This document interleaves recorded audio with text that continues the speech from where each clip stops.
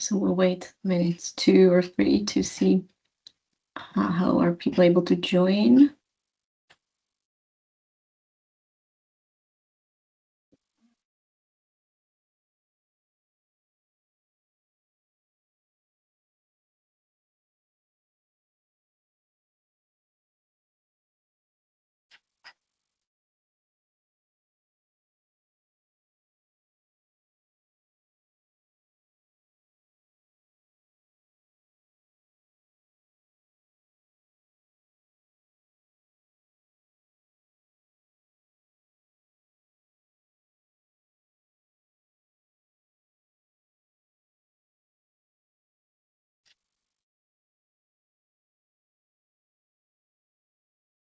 Okay, we'll wait a bit more to see.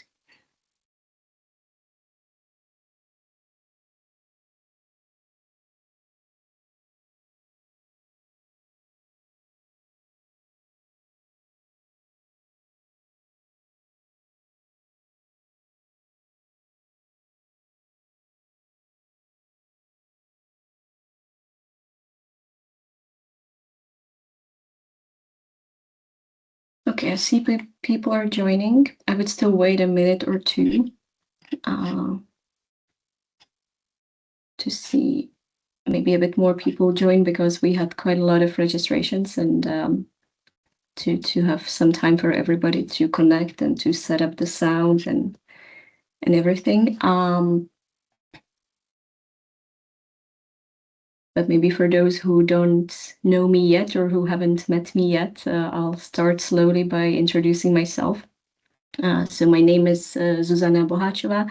I work for ACR Plus, and here today in this meeting, I am representing the community for innovation, and I'll be moderating this meeting for you with our 3 great speakers that have prepared some experience and knowledge for you. I would still wait a bit, because I hope everything is working on the technical side. And we will manage to have everybody who registered, but maybe it's just the Easter week that's in different countries still going on. So I'll slowly start sharing my screen to start with the presentation.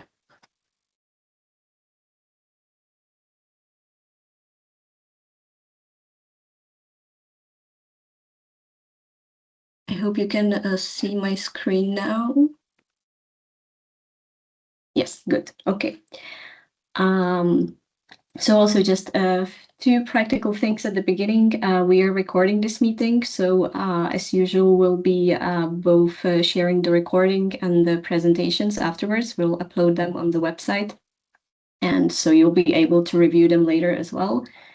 After the training, we will also normally share some sort of follow-up email summary, but just be aware that we're recording, and I think we can slowly get into it. You all should be on mute for now, but later you can also unmute yourself if you want to ask some questions. If you want to use chat for that, you can also do that. Ideally, the normal chat, you can post your questions there, and we'll try to keep an eye on that and answer them if there are any. And I think we'll just start. We're 5 minutes after the starting time, so I'll start. So welcome everyone to our first training this year of sessions or a series for trainings for thematic projects. Last year we covered different topics. We started with behavior change, and then we also looked into business models and investment readiness. And based on your preferences that you've expressed previously, we are now this year moving to a different topic, and that is the circular procurement. So we will, in the next 90 minutes, try to tell you or update you on some policy updates and evolutions, and share some experience on value chain collaboration and public procurement from some specific examples. We will start with Nuria giving us an overview of the EU policy landscape, including the revision of the Public Procurement Directive and also other related legislative acts. We will then continue with Marike from Rijkswaterstaat, who will share some key takeaways on value chain collaboration from the Circular Shift project. And finally, Anna Milena will take us through a hands-on pilot that focused on procuring T-shirt jointly across 5 German municipalities. So hopefully there'll be a little bit for everyone, some more theoretical introduction, but I think still very useful to set the context, but then also some more practical examples. But before we get into it, I would like to start with 3 quick questions for you so that we know who's in the room. So Joao, if you could launch the questions, please.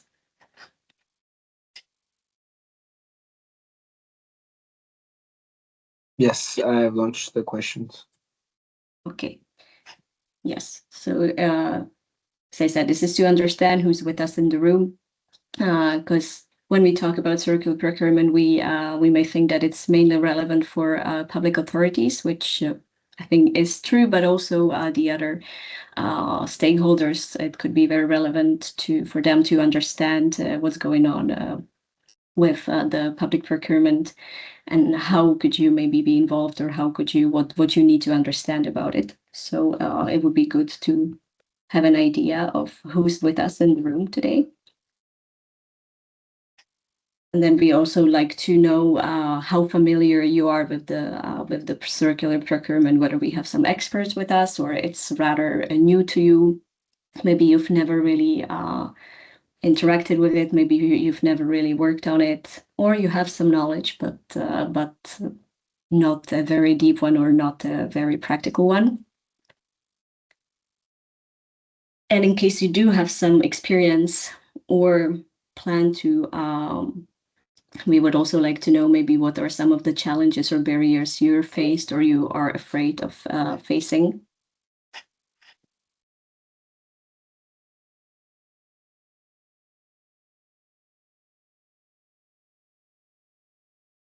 Yeah, I see we've got some responses.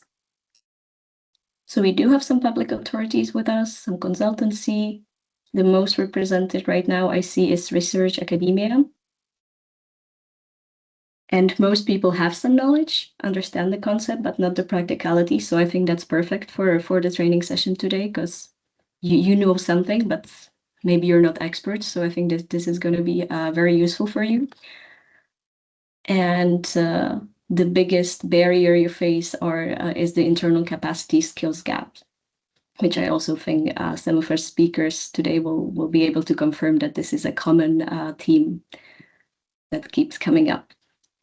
Okay, very well. Thank you to everyone who voted. And I think we can get into the presentation. So as I said, we will start with the key elements of EU legislation on circular procurement. And I'm happy to give floor to Nuria Casesi-Samperek, which will present this segment. So Nuria, the floor is yours. Thank you, Susanna. I'm gonna share my screen.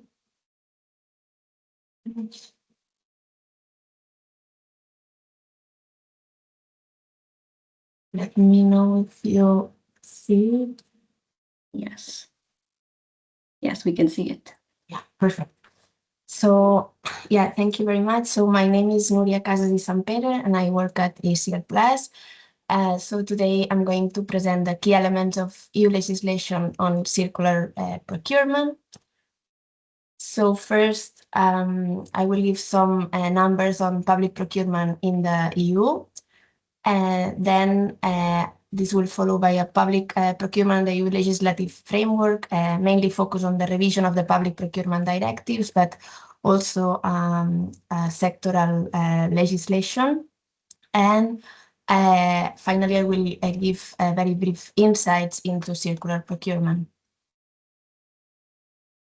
So when it comes to public procurement in the EU, we have around 250,000 public authorities that spend 2.5 trillion euros, or 15% of the GDP, in buying products or supplies or works. And this makes public procurement as a strategic tool to achieve broader EU policy goals. It can create jobs, foster investment, or move towards a circular economy. We see that around 20% of the overall procurement is covered by the EU directive, so it's above the EU thresholds. And this applies to different sectors, such as construction works, IT services, furniture, and office equipment, transport, or health, among others. So when it comes to the public procurement and the EU legislative framework, we will touch upon the revision of the public procurement directives and the eco-design for sustainable product regulation. But main focus will be on the first one. So back in December 2023, the European Court of Auditors launched a report, but also there was the Letta report and the Draghi report that all of them stress the need to improve public procurement legislation with the focus on increasing competition, but also improving the use of strategic public procurement, also cross-border procurement, and improving the monitoring. This also was, apart from that, there was also a point on reducing the EU dependency on external suppliers for critical goods, and introducing bi-European clauses in public procurement rules. So with the political guidelines of the European Commission in July 2024, the European Commission announced the evaluation of the public procurement directives. This was followed by the Competitive Compass and the Clean Industrial Deal, which encouraged the demand of low-carbon products and to ensure the resilience of the supply chain, especially for critical raw materials, in order to reduce dependencies, and also to strengthen the European industry. So in this line, the European Parliament also published the report stressing the need for public procurement to create lead markets for innovative and sustainable products. Also strengthen resilience and ensuring the best value for taxpayer money, and awarding contracts based on best price quality ratio, and not only on the lowest price. Another point was enabling authorities to support local economies. So after that, there was the evaluation of the public procurement directives. So there was a public consultation launched by the Commission, and then I will present just right after the main results of this evaluation. And January this year, there was an open consultation to know a bit more about the upcoming Public Procurement Act. So there was a summary report published a few days ago, and I will share it with you after the presentation in the chat. So now what is upcoming is the impact assessment that is expected this month in April, and the proposal will be published in June, late June. So when it comes to the evaluation report of the 2014 directives, one of the main messages is that they partially met their intended objectives, but there are still some challenges. So one is that there is a complex rules still, So procedures are still complex, despite the efforts of the 2014 directives. The use of public procurement as strategic tool remains uneven across member states, so the uptake differs a lot across member states. Direct cross-border participation remains limited. Then a second point is beyond the price procurement. So there is still data gaps and quality issues that hinders the strategic decision making. So there is a lot of room for improvement when it comes to data collection. And then the lack of legal clarity awarding based on the MIT. The MIT is the most economic advantageous tender. So how to consider quality when awarding tenders. So there is a lack of legal clarity in this aspect. And also there is a lack of legal coherence. In the past years, many sectoral legislation referred to public procurement. So this led to lot of fragmentation, and it's very complicated for contracting authorities to know, to have a good overview on which legislation applies to what they buy. And then there is also a need for clarifying conflicting legal wording. So with the sectoral legislation in reference to the main public procurement directive. So with this in mind, we see that the main aims of the revision are making public investment more efficient through simplification, designing tools to strengthen economic security and sovereignty, and enhancing the strategic role of public procurement. So when it comes to simplification, the first point is on the procedures, on the procurement procedures.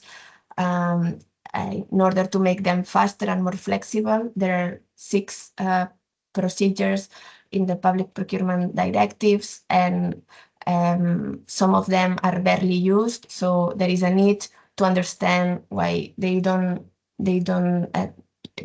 not used and how they could be improved, and if they still should be kept in the directive or what. Yeah. And then the second point is on the consistent and coherent legal framework. So there is a need to consolidate and clarify interaction between the main directive and the different pieces of legislation that refer to public procurement. There are 62 legal acts and 10 upcoming that refer to public procurement. So yeah, this is some work that the Commission is looking at. And the third point is digital EU procurement marketplace, so a single entry point for economic operators. So this would strengthen the single market and facilitate the cross-border procurement. So all these measures would help in reducing administrative burden, not only for contracting authorities, but also for companies and especially for SMEs. On the coherent legal framework, I just want to refer to this report that came together with the evaluation that makes a good analysis of the legal landscape when it comes to public procurement. The second point is on strengthening economic security and sovereignty. So we see that the competitive compass introduced the European preference in public procurement for strategic sectors and technologies. And not long ago, a few weeks ago, the European Commission published the Industrial Accelerator Act, so a proposal, which introduced the use of public procurement and public incentives to boost demand for EU clean tech industry and products. Also, low carbon and made in EU requirements, and specifically on cement, steel and aluminium, automotive components, and net zero technologies. So introducing this made in Europe requires adjustment of EU public procurement rules. because the current rules, they focus on open and non-discriminatory competition, which limits the ability to directly favor EU-based production. And all of this should be in line with the legal commitments.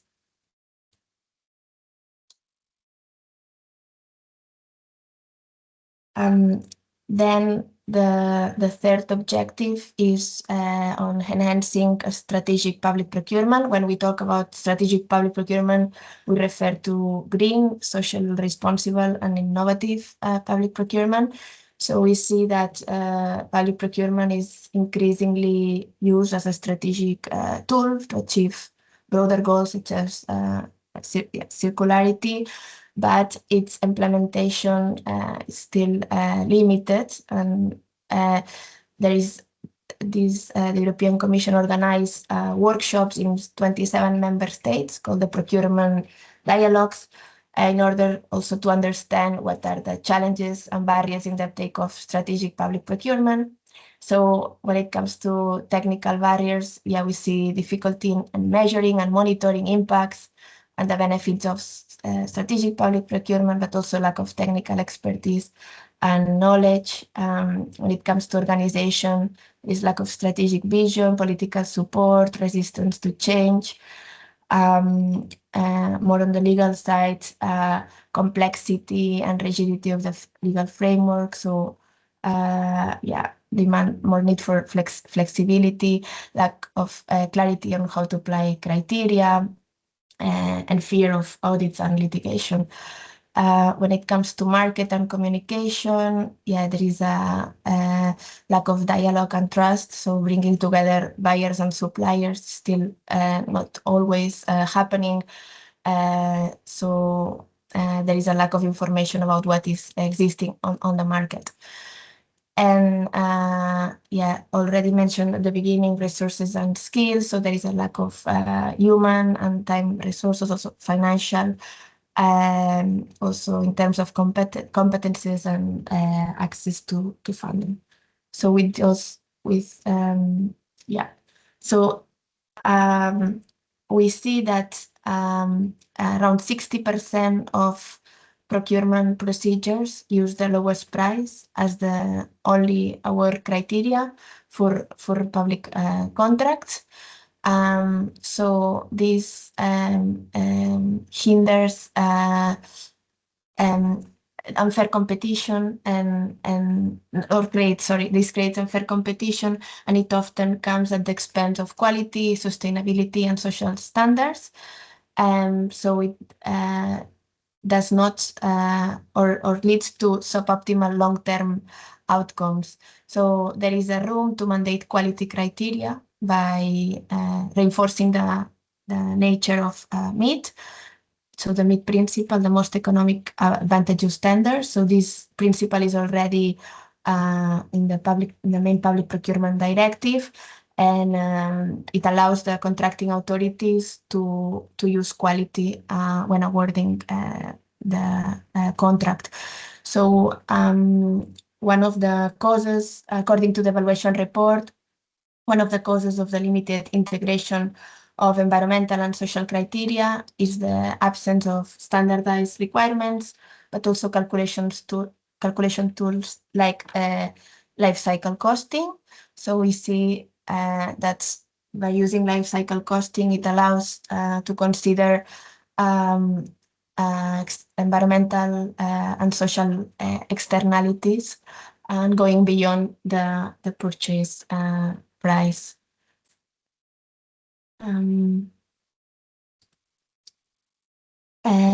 And just very briefly on the co-design for sustainable product regulation.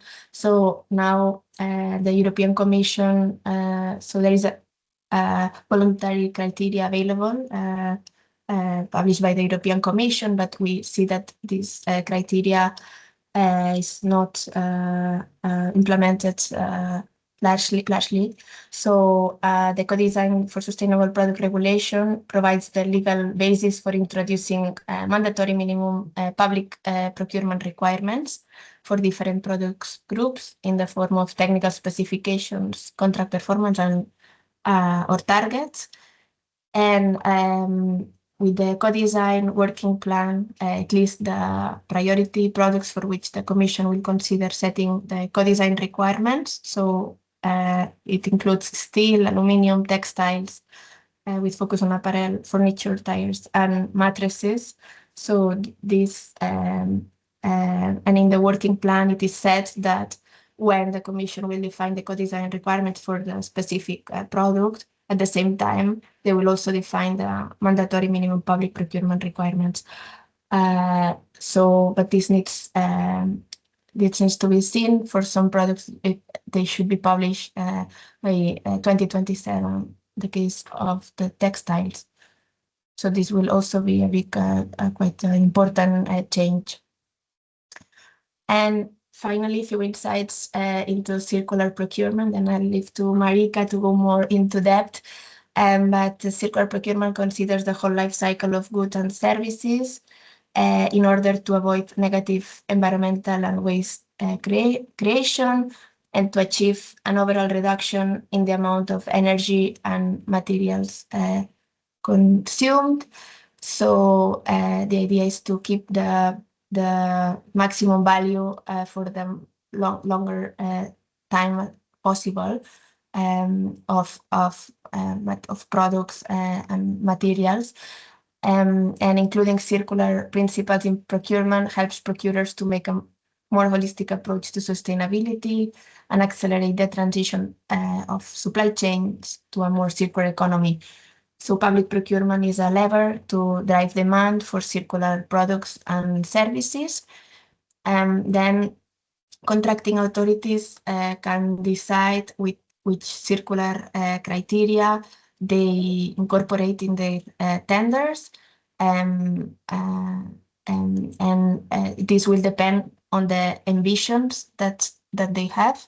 So if it's about minimizing total amount of materials, extending the useful life, or maximizing reusability. So there is a very good tool from Circular Flanders that is called Ambition Chart that supports contracting authorities on this regard. And then also to mention that circular or sustainable procurement goes beyond the tender phase. So you need to consider what happened before, so the pretender phase and the post-tender phase.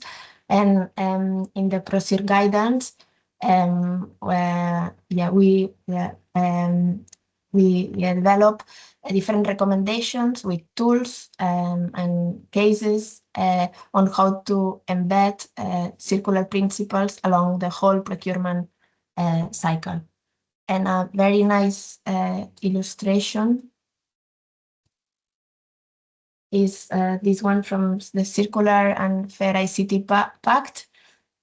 So here we can see the whole procurement cycle, including the pretender phase. So it's important to consider how the contracting authorities set ambition, identify needs, but also how they collaborate with the market. And when it comes to the post-tender phase, also the monitoring, how to monitor results, and including contract management.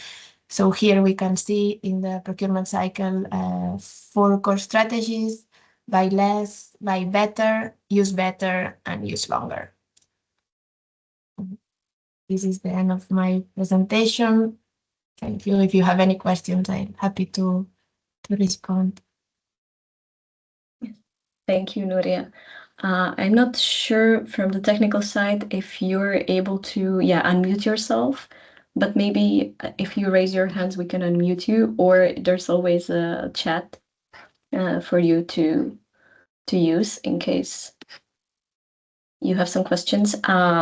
There's some space for questions now. We will also have a little bit of space, hopefully, towards the end. So if something comes up later, you can always share the question later as well. And well, thank you, Nuria. I think it was a very nice overview of a very complex landscape that the circular procurement and public procurement in general is part of. You mentioned 62 legal acts that regulate or that mention public procurement on the EU level, right? Yeah, so that's quite a quite a complex environment. So I hope we've managed to give you an overview, which without trying to go too much into specifics, because then we could be here for hours and hours, I suppose. But the next thing we'd like to move on is a bit more practical example. If we still have Marika with us, because I don't see her right now. I'm here. Oh, okay. I just lost you on the screen. Okay. But good. Good. You're still there. That's great. So yeah, I'd just like to now move from the policing framework to what happens when you actually implement it, and give the floor to Marieke Wederstein from Rijkswaterstaat, who will share some key takeaways from the Circular Shift project. So Marieke, please, the floor is yours. Thank you, Susanna. And just a quick check, can everyone see my screen and the Yes. presentation? Okay, cool. Yes. Well, really pleased to be here and to get to know people from the Mediterranean region programs of Interreg, which is being from the Netherlands, not our natural colleagues that we work with in Interreg projects. So I'd like to share a little bit about value chain collaboration for successful circular procurement, which is in my view, the core of what we're working on in the Interreg Northwest Europe project Circular Shift. And to give you a little bit of context, oh, my screen is freezing. There we go. First, a couple of slides about the Interreg Circular Shift project. And so what we're aiming for is that we're developing practical frameworks, tools, and training to scale up circular procurement of ICT and textiles across the Northwest Europe region. We do this together with 10 partners and 12 associate partners in a period of 3.5 years. And we're pretty much a year underway now, so we're still in the fairly early stages of the program. I'd say that we have a very experienced European partnership here in the group. So it's a mix of national and regional procurement organizations, research institutes, and sector NGOs and SMEs. My organization is Rijkswaterstaat. We're part of the Ministry of Infrastructure and Water Management in the Netherlands, and we support in the implementation of the Dutch sustainable public procurement policies for public organizations in the Netherlands, but also internationally. We work in a project closely with the cities of Almere, Mechelen, Middelburg, and Bremen, and the networks ACR Plus, Reseco, and the knowledge institutes Nijenrode and IMR.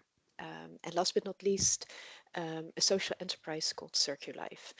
So it's a really nice mix of procuring knowledge and research and practical organizations to help circular procurement further. I'm not going to repeat this because Nuria just shared with you the definition of circular procurement.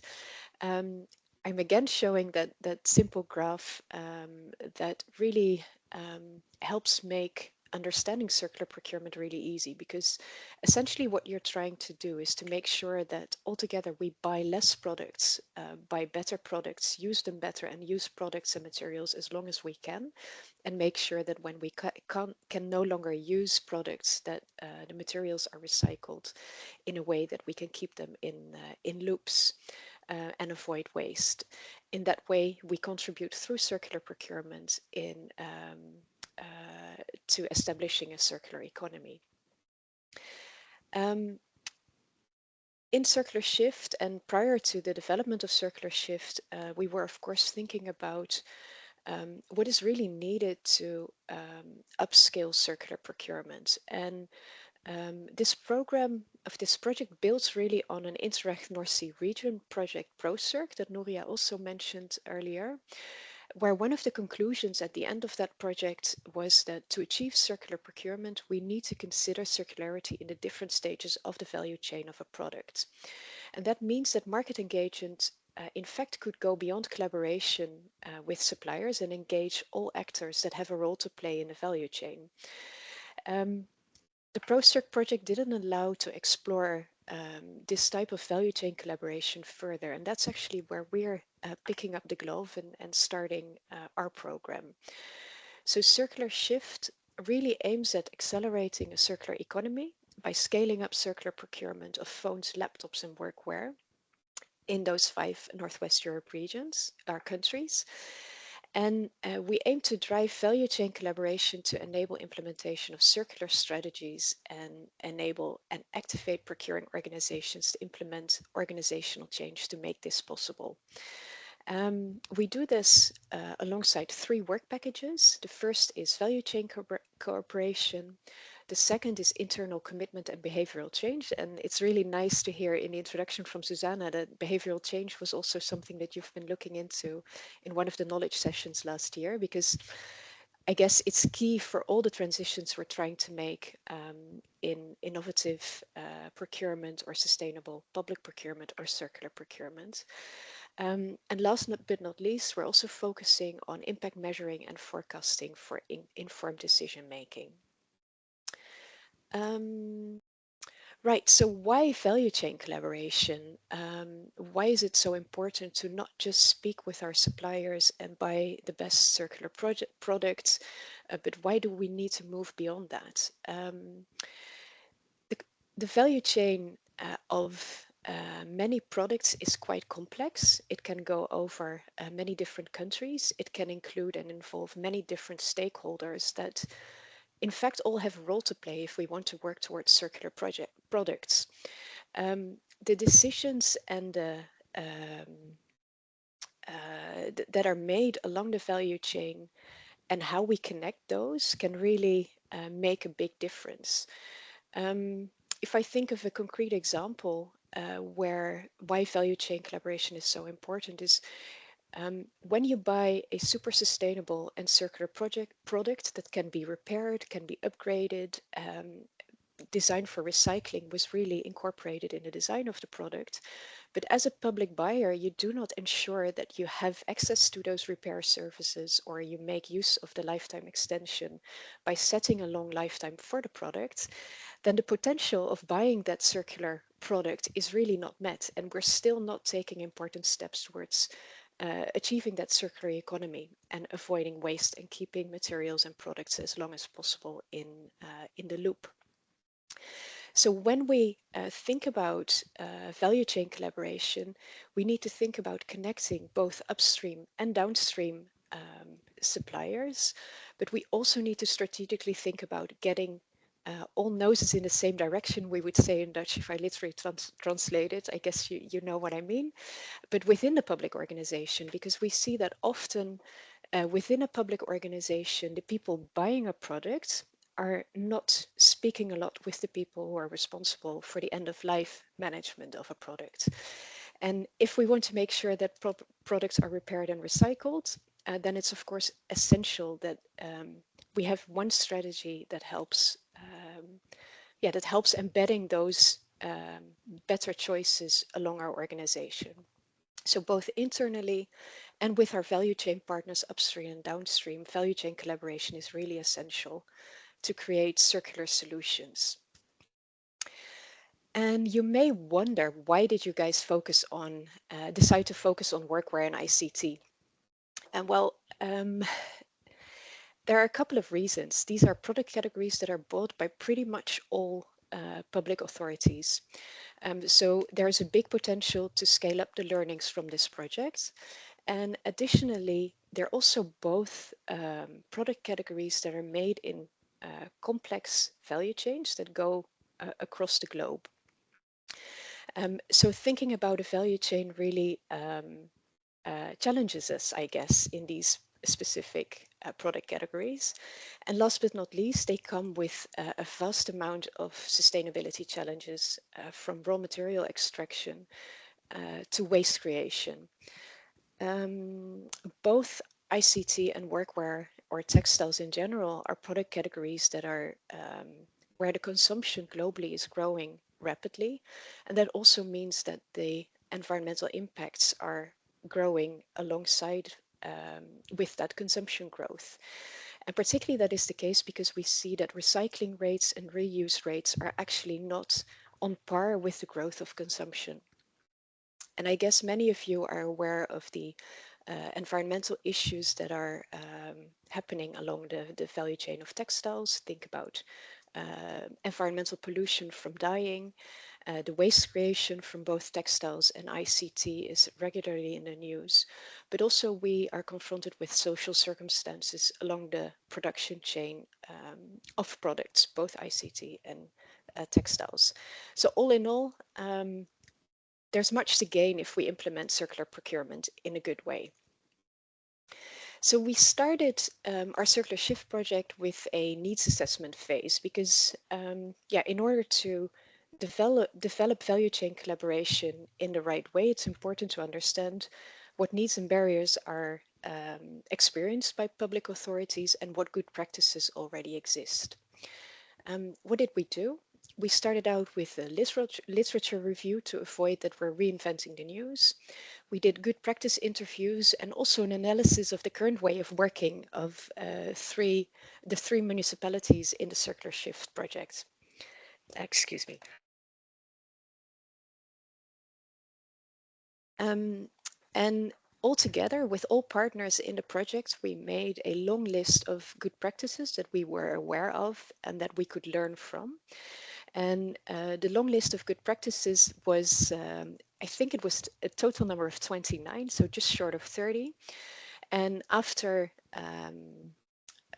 looking at that long list, we decided to go into detail and do interviews with 9 out of these 29 good practices. We selected these because they all were directly relevant for ICT or workwear. And we felt that there were elements of value chain collaboration that we could learn from in these examples. You can read them on the screen. I will share a little bit about the introduction of the circular smartphone by the Flemish government and the city of Breda in the Netherlands, who worked on the lifetime extension of workwear in many different aspects.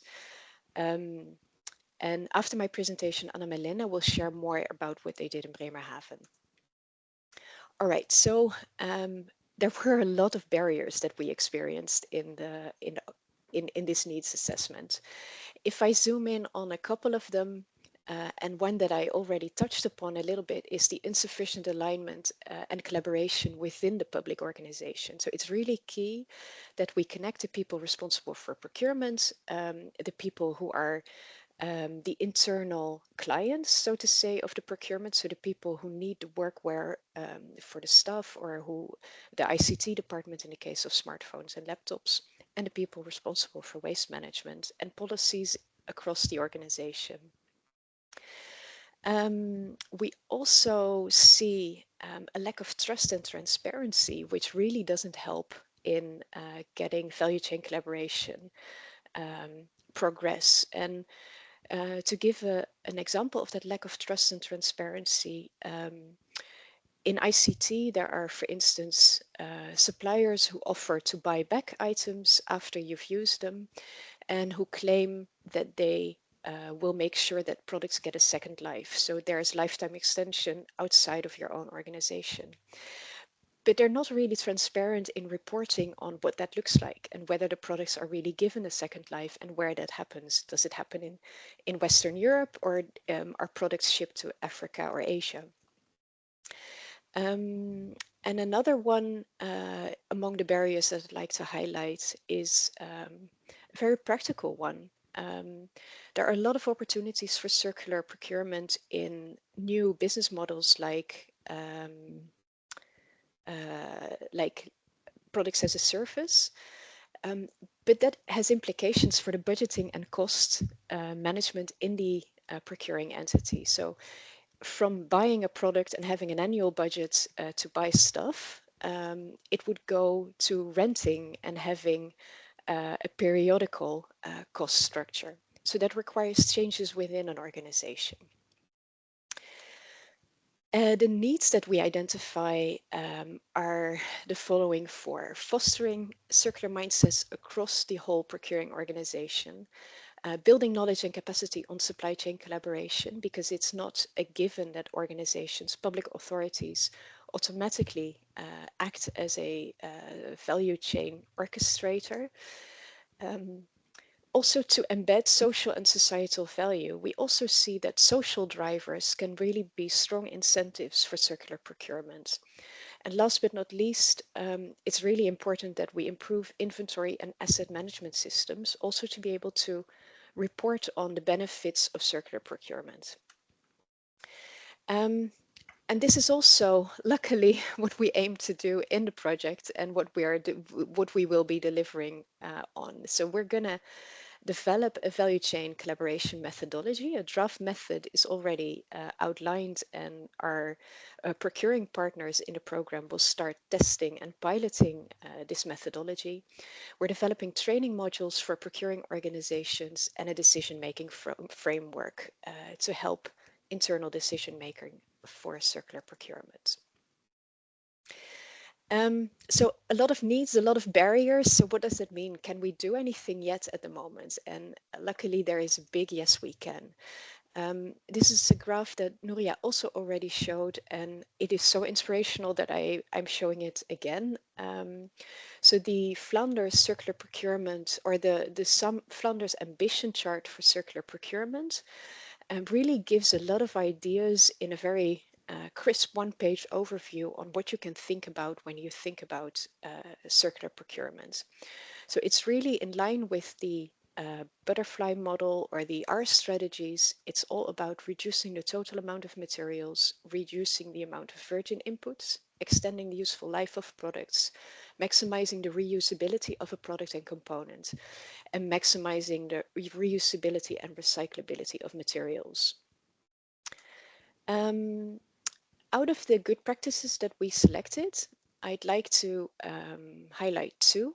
So this first one is an example on ICT, on the introduction of circular smartphones for the Flanders government, the Department of Environment.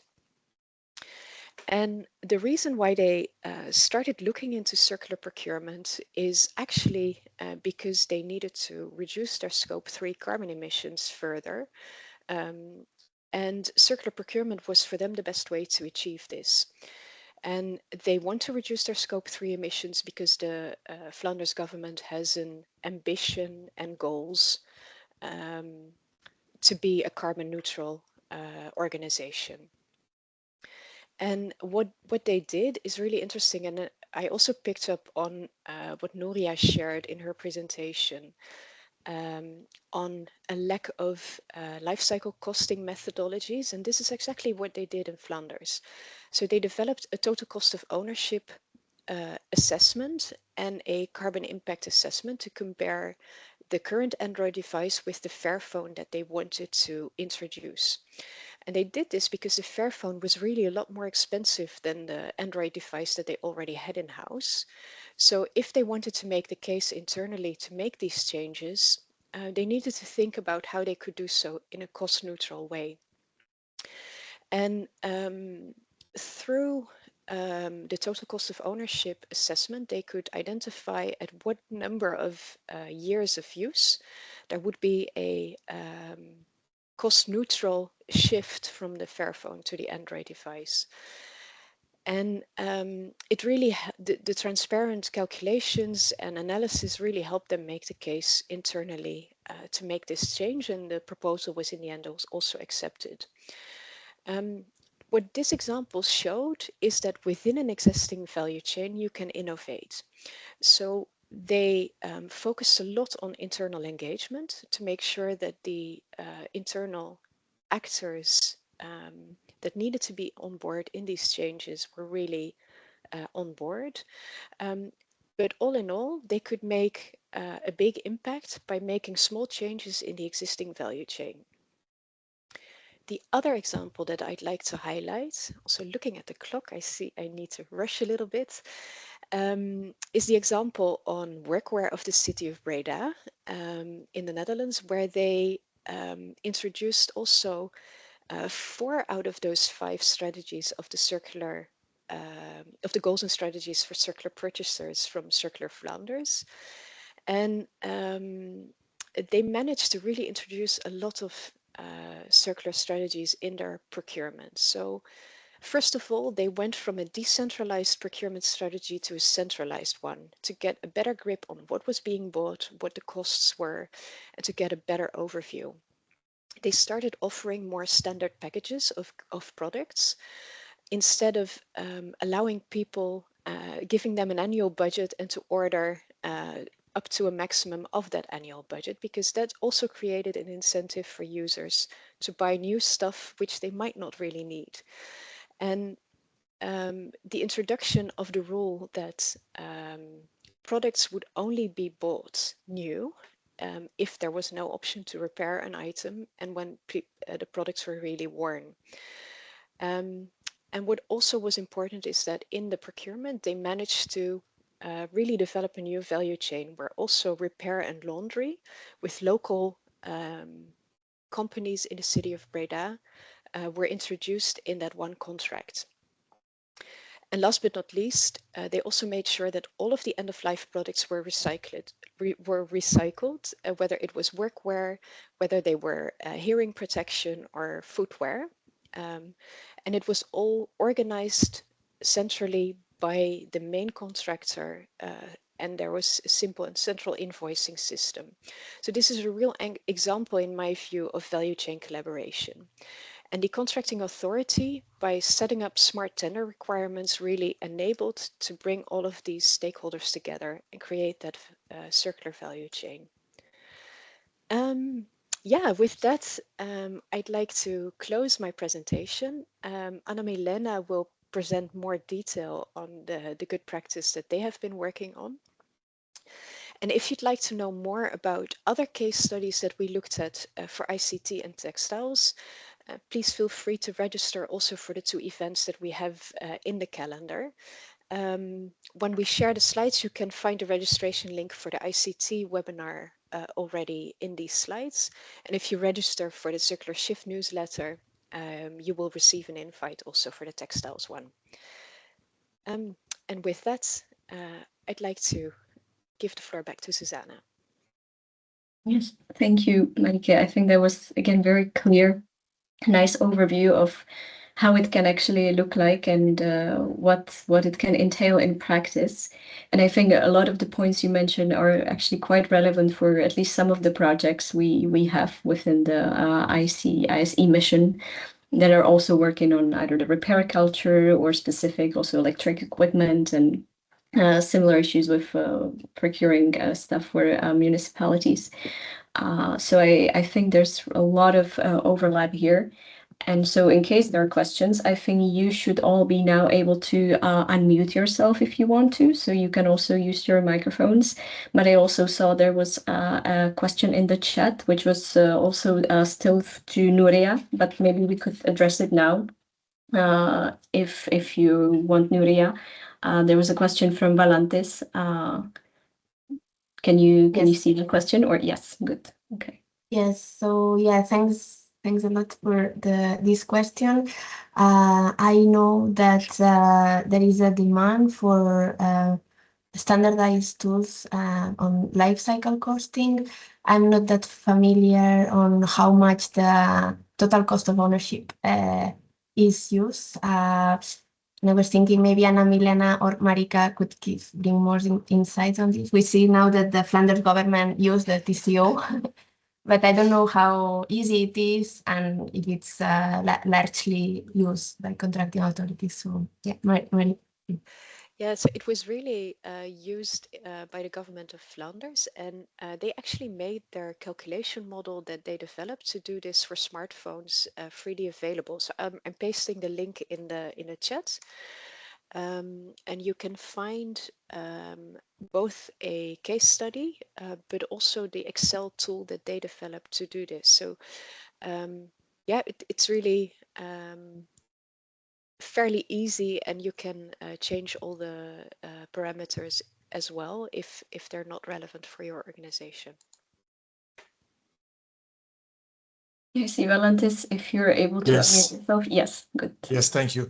Thank you. Well, this is Valantis from CERT. Well, the question is, we are somehow involved in some projects with public procurement, and every time we have one specific sector, the question is, how to procure as efficient as possible, as you presented. And when talking about TCO, it's a little bit tricky if we are talking about textiles. Usually, I have seen it with electronics, which is more straightforward. But if we have so complex supply chains with textiles, then it is very tricky. I know that in Belgium, there are 1 or 2 organizations, 1 or 2 companies or research organizations, which are applying TCO.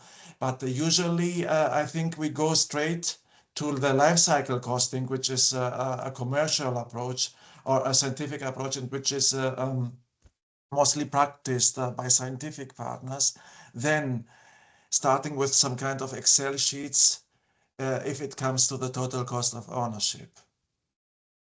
Is this the question now? The question now is, what about the procurement departments? Since you have experience with circular public procurement or strategic public procurement, is this something which is demanded by procurement, by the public buyer? Is there someone who is calculating the total cost of ownership or life cycle costing? Will it be applied on different scenarios? This is the question. Maybe I can give a quick answer on like the aspect of textiles. So I'm connected with multiple municipalities from Germany who also specify like textiles. And I don't know anyone who's actually doing total cost of ownership or life cycle analysis for textiles yet. Most of them, especially Bremen 2, we do a quality test. So part of the award criteria is a quality test on the textiles themselves and looking at the grade of quality and different aspects. And that's how you give more room for the high quality items in the award criteria. But it is difficult to actually compare. For example, in the quality test, you can also do a washing cycle test. So you wash them like 25 times, 30 times. And that's will give you a little bit more input, but as far as I know, no one's actually doing something similar to furniture or IT products with textiles. Okay, yes, this is what I was expecting. Thank you very much. And if I may briefly add, in one of the case studies that we looked at for the needs assessment, I do know that a sort of total cost of ownership, a quick analysis was made because they wanted a higher quality trouser that would last longer. So there they did look at what would be the expected lifetime expectancy of the product in comparison to the higher price. Also, get approvals internally for the more expensive products. But when you ask the question on is total cost of ownership really being incorporated by all public authorities, or is there are there policies or procedures that drive that? I think at the moment it's really dependent on people who are really motivated to get more higher quality and more expensive products incorporated in procurement, and that they are taking up total cost of ownership exercises in order to get internal buy-in to do so. So I don't see a very broad movement in public procurement in this aspect yet, like you also mentioned. Thank you. Yes. Thank you, everyone. I think we still can have some space for more questions after the last presentation. So I would now move to that, which also is a nice segue because that's the presentation focused on the specific pilot and textile. So I think it will also fit in nicely with what we've talked about up until now. So Anna Milena from City of Bremenhaven will now guide us through the learnings from a textile pilot, and the floor is yours. Thank you very much, Susanna. You can see my presentation? Yes, I can see it. Perfect, thank you. So my name is Anna Milena Bremser. I'm from the City of Bremerhaven, and I'm the Competence Center for Sustainable Procurement there. I'm going to give you a small overview of the project, the timeline, the market dialogue we did, rough overview of the tender criteria. If you have any questions on the tender itself, more specific, you can contact me. I can send you more details if you want. And then I think most interesting, probably the learnings after the project. So the project comes from the Competent Center for Socially Responsible Procurement in Bremen, which is located in the local purchasing agency who purchases for the whole city and state of Bremen, as well as surrounding municipalities. They wanted to start implementing more circular criteria over all procurement product groups. And also they wanted to try out joint procurement. So joint procurement means multiple municipalities or also other public agencies procure something together. And then they also did the Competent Center for Socially Responsible Procurement. They did previous procurement projects, and in some of them they looked into the potentials of circular procurement and wanted to get more detail on that. Coming from that, they were able to get 2-year funding for a new project, which focuses on publishing 2 circular tenders and pilot joint procurement, but also municipality-led supply chain auditing or tracking. So not just looking at certifications for social aspects, but also actually going into the supply chain yourself or through external actors. So the project itself started in January of 2022, and I joined the project manager as part of the project. So at the beginning, the question was, okay, what kind of product do we want to select for the tender? And that we had to look at what products are ordered in larger volumes, but also simple enough that there are already circular alternatives available, because we didn't have funding for the product itself. So it had to be a product we're already going to be buying. So it couldn't be the most innovative startup kind of items. It had to be something that's regularly purchased. And then since it was going to pilot joint procurement, we also had to find other municipalities or public agencies that wanted to officially join this contract.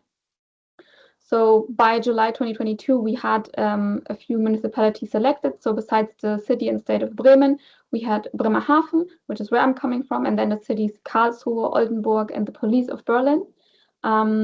Together as a group, we did the market research, the tender, and then at December of 2022, we did a market dialogue to kind of get deeper into it, which I'll be talking about in a second. And together we published the tender in February of 2023. And at the end of 2023, the project itself ended. So to kind of get more information for the tender itself, I did the market research, which meant looking at what does circularity mean for textiles, especially at the moment, what is available already, what kind of criteria do you need for a tender, especially looking at municipal use of the textiles, and how can I operationalize what is available into what I need in the tender itself. What kind of verification do I need for the criteria I'm looking for, and how do I compare different options that are available at the moment? And we looked mostly at the cradle-to-cradle concept, which you can dive into deeper if you want to. But it's basically the only certification that is already available for circular products. And we kind of looked at the criteria from the C2C standard and incorporated that into our tender. So more specific, I was looking for brands that already offer circular textiles, specific products that are suitable for municipal use, so not fashion items, but actual workwear, and then that work with our volume, the need for branding, the kind of washing that is needed, for example, in fire departments, or garbage disposal. We have a specific needs for that. And then companies also needed to be experienced in tendering, because startups usually don't participate in tenders in Germany. And then we also have specific social criteria in Bremen, which the company needs to be able to meet. And then also what kind of certifications are already available, what can I use in a tender, and are there any take-back schemes already available that I can include in the tender? In the research, I found multiple companies offering something already, and I gave you the example you can see here from the German company Tregema, which are already producing certain items with the C2C label, which could be one item for the tender. So in the results overall, there are products available in the fashion market, but also in the workwear market. Mostly it's organic textiles and recycled polyester textiles, with recycled polyester mostly coming from PET bottles or cutting waste, and only very few items that are actually circular in terms of it being recycled cotton or post-consumer waste. Kind of the issues I was already coming into in the market research, that a lot of claims were a little bit unclear, a little bit unverified, and a lot of claims coming from the fashion market, so not workwear items. And the result was basically that the only way to actually get clear answers was to do a market dialogue, consult the market directly, and also do the tender, because then you will get actual verified results and what is available. So coming from that, we had to have a first draft of the tender for the market dialogue itself, so we can present something. So we decided on t-shirts because they're pretty simple, and polo shirts, both made out of 100% organic cotton and polycotton mix. And then we already decided roughly on the award criteria, which were 30% price, 40% quality. So quality in Bremen always means like some kind of quality test, like a questionnaire, and then 30% sustainability. And this is also usually a questionnaire where we ask certain questions and ask for some kind of certificate or verification. The market dialogue happened in December of 2022 and was organized by all the participating municipalities. And we usually invite potential bidders that we've previously worked with, but also newer ones, and it's an open event for other companies. We had in total 9 to 10 manufacturers, potential bidders attending, and some of them you might know, Tricorp, Uwex, Trigema, for example. And usually we start with some kind of elevator pitch at the beginning where the companies present themselves, what they're doing in terms of sustainability, or in this case, circularity. And then in this case, we also had like an expert input to kind of give everyone a clear picture of what circularity in purchasing means. And then, which is the only kind of option, the market dialogue, to present a draft of a tender, because it's like an open dialogue, an open space for all bidders to attend. And then we showed what kind of things we were looking for, what kind of criteria. And that's when we can actually discuss if the market is ready or not, and if there's any questions. Coming from that, we noticed that there was a very big gap between the companies, between what I found in the market research on how ready the market is already for circular textiles. Some companies, especially the German ones, are quite hesitant to participate in tenders when they are like very innovative or it's a pilot.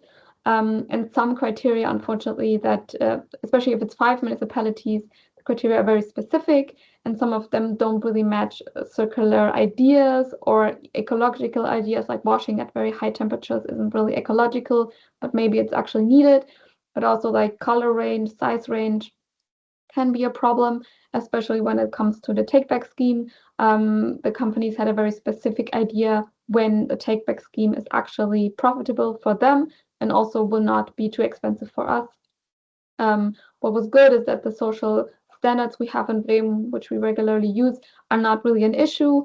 Only introducing the kind of auditing beyond auditing would be possibly a problem if we actually go into the supply chain ourselves. So I think the big two learnings we got out of the dialogue itself was that maybe we have to think of awarding contracts in a different way in the future.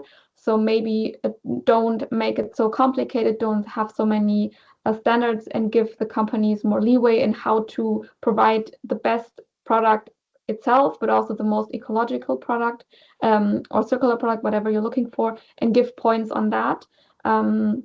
And also that joint procurement, even though it's might be cheaper, it might be more efficient, it is difficult to get the standards of 5 municipalities accommodated in one tender. Exactly. So for the tender itself, we unfortunately had to select 5 lots because the standards were a bit different for the 5 municipalities. The award criteria pretty much were the same as in the draft we had. And then, unfortunately, even though we had done quite a bit of marketing before the tender itself, only 3 companies participated. We also had 2 lots we couldn't award because the products they offered were not meeting our requirements, some not even the quality aspects. We did have higher prices, unfortunately. So that was kind of the result of the tender itself. To kind of meet the supply chain tracking aspect, we started a dialogue with the tenderer and the manufacturer. We visited the manufacturer in Denmark And then we've commissioned a Beyond Audit with a company that has local auditors in the different countries. And one auditor from Bangladesh visited the factory there, both unannounced and announced, talked with the workers also outside of the factory. And as one can expect, he did find some issues with labor conditions, and that kind of became into more talks with the manufacturer. How can you address these in this contract, but also in like for future contracts? I think most interesting for everybody are the learnings overall. So the pilot was very necessary to get any kind of clarity on where we're standing on circular textiles. The problem we're seeing is that with pilot contracts, you can never promise a certain amount of textiles you're going to be ordering, because you do not know the outcome of the tender. You do not know how the price is at the end, which is difficult with departments, because at the end of the day, they have to order the items, they have to have the budget for it. And that can lead to a bit of dissatisfaction from the tenderer if they're not getting the amount of product they would have liked. The aspect of return schemes is still very difficult. They're only very limited available and quite expensive. And I think we've heard it a little bit in the previous presentations. I have to say that the circularity of the available take-back schemes is a bit questionable. And then beyond audits, it was very insightful to have someone with the cultural and the language knowledge going into the factory, actually talking to workers. But without external funding, we could never afford a beyond audit as like a municipality itself. And then joint procurement can be, Bremen generally does joint procurement for the whole state, for Bremerhaven, smaller municipalities, but that only works if you have a smaller range of products and criteria, so you actually get the market power for the certain items instead of having a wide variety of products. Generally, what came out of the project, what we're incorporating now, is that recycling contents, above all product criteria, product groups, is being incorporated. We have also in Bremerhaven tried out a return scheme for textiles already, and the plan is to maybe have a specific tender for the return of textiles in the future. And my colleagues in Bremen are also planning a new tender to try out a little bit the collection, recycling, and usage of old workwear. Thank you for your attention. And if you have any further question, you can contact me and both the colleagues that were involved in the project. Great, thank you, Anna Milena. I think it was a nice last very specific example and show of how there's nice theory, nice ideas of what you want to implement, and then you come to the very practical, sometimes limitations or challenges, but it's also a learning curve that you can then implement these learnings for your next tenders or something. I also saw there was quite a long conversation in the chat. So in case Maria or Marike, you want to complement something of what you said there or wrote, you can also do that. And yeah, we still have time, so you can either paste something in the chat or raise your hand, unmute yourself in case you have any questions for either specifically Anna Milena or anybody else. As said, we will share both the presentations that include the contact and also, as Marike mentioned, in case you're really interested in this, there will be some more opportunities for you to join some other webinars or even just follow the project and see what are the final learnings. I don't see any questions right now, so maybe a question from my side. I guess an open question, maybe from Marike, but anybody can answer. If we have also, I think here in the webinar, we have organizations that are not public authorities. So for these stakeholders, how can they engage with public procurement processes, or what is important for them to be aware of or to start? Because as we saw, it's a very complex ecosystem, but maybe to start orienting themselves in it. I think that if the first step is always to start talking with the public authority and understand the reality of the people that need to make the changes.